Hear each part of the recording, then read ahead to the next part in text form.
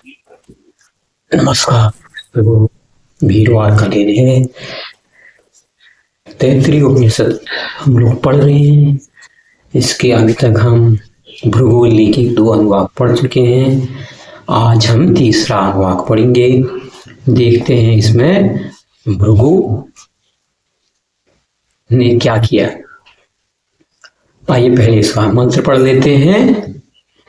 प्राणो ब्रह्मेति व्यजानात् प्राणादय एव खल्विमानि भूतानि जायन्ते प्राणेन जातानि जीवन्ति प्राणं प्रियन्त्यभिशन्तीति तद्विज्ञाय पुनरेवरुणं पितरमुपससार अदिः भगवो ब्रह्मेति ततः होवाच तपसा ब्रह्मा विजिज्ञासस्व तपो ब्रह्मोति स तपो तपयत्सो तपतसत्त्वा।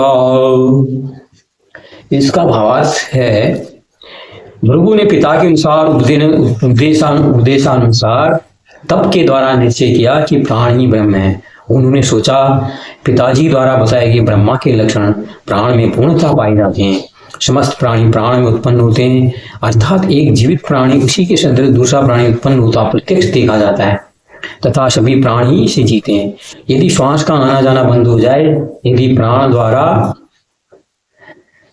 अन्न ग्रहण न किया जाए तथा अन्न का रस समस्त शरीर में न पहुंचाया जाए तो कोई भी प्राणी जीवित नहीं रह सकता और मरने के बाद सब प्राणी में ही प्रविष्ट हो जाते हैं।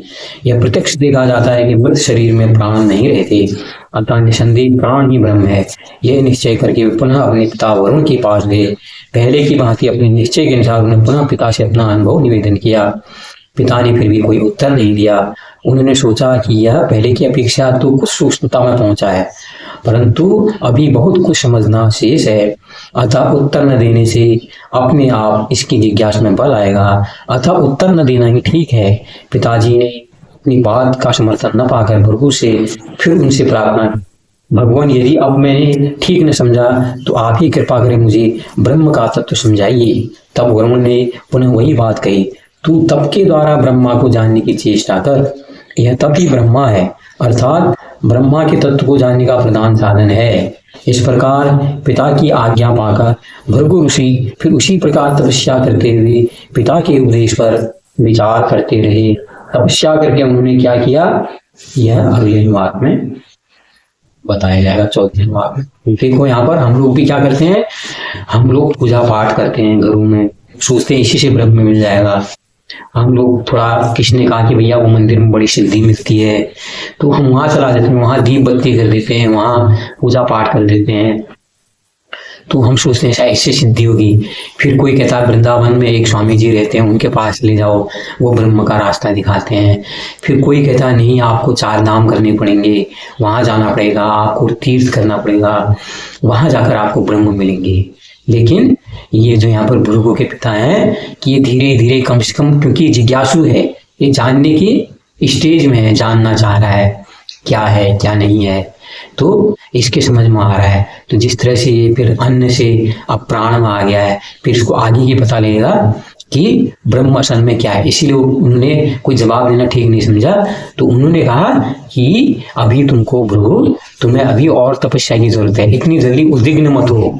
ब्रह्म इतनी जल्दी अगर मिल गए होते तो सारे के जो जीवधारी हैं संसार की दुनिया के, वो सारे क्या होते, सारे ब्रह्म ज्ञानी होते।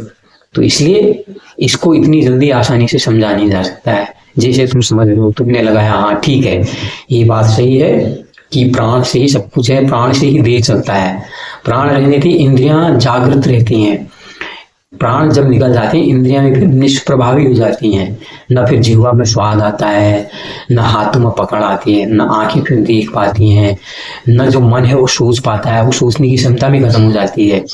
फिर आप लाख वहां पर चिल्लाओ, हल्ला करो, गुल्ला करो, कुछ भी करो, फिर क्या होता है, जब प्राण एक बार निश्चय हो गए, प्राण शरीर में से निकल गए, तो फिर कुछ होता नहीं है।